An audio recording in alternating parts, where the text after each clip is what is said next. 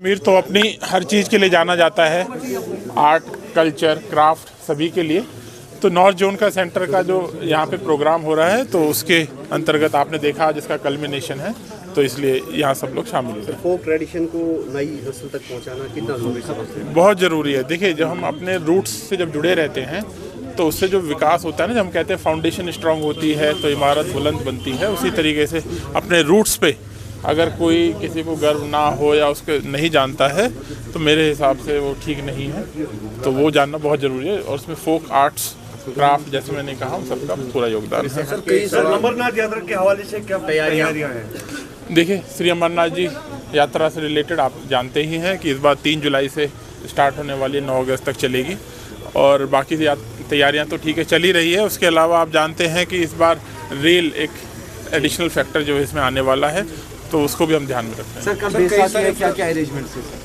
देखिए, बैसाखी के लिए मैंने डीसीस को जो इंस्ट्रक्शन, जैसे हम जानते हैं कि जितने भी त्यौहार होते हैं, चाहे ईद हो, मुहर्रम हो या कोई भी और जो भी हमारे इम्पोर्टेंट इवेंट्स जो होते हैं, तो उसके लिए तैयारियां पूरी होती है। तो उसमें सभी गुरुद्वारे और जहाँ भी साइट्स है, स्पेशली तराल आप जानते हैं और यहाँ छठी पातशाही है, तो ऐसे स्पेशल और बारामूला, इन लोकेशंस पे जो है स्पेशल उसको ध्यान रखा जाता है। सर, जो डेवलपमेंटल प्रोजेक्ट्स है, आपने आश्वासन दिया था कि जल्द ही उनको मुकम्मल कर दिया जाएगा नेक्स्ट फाइनेंशियल ईयर में, तो फाइनेंशियल ईयर शुरू भी हो गया।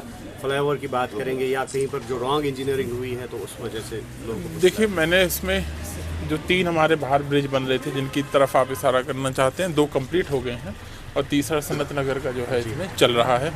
उसको फाइनेंशियल ईयर का उस तरीके से नहीं बोला गया था क्योंकि उसके अभी टाइम उसमें अभी बाकी है, तो उस पर वो काम चल रहा है। बाकी इंजीनियरिंग का जहाँ तक ताल्लुक है तो उस पर ऑलरेडी NHA और R&B ऑलरेडी उसको देख रहे हैं कि उस पर कोई कमी है नहीं है। बट एज ऑफ नाउ ऐसा कोई ग्लेयरिंग एग्जाम्पल सामने नहीं आया जिस पर मैं ये कहूँ कि उसमें कोई गड़बड़ अभी है।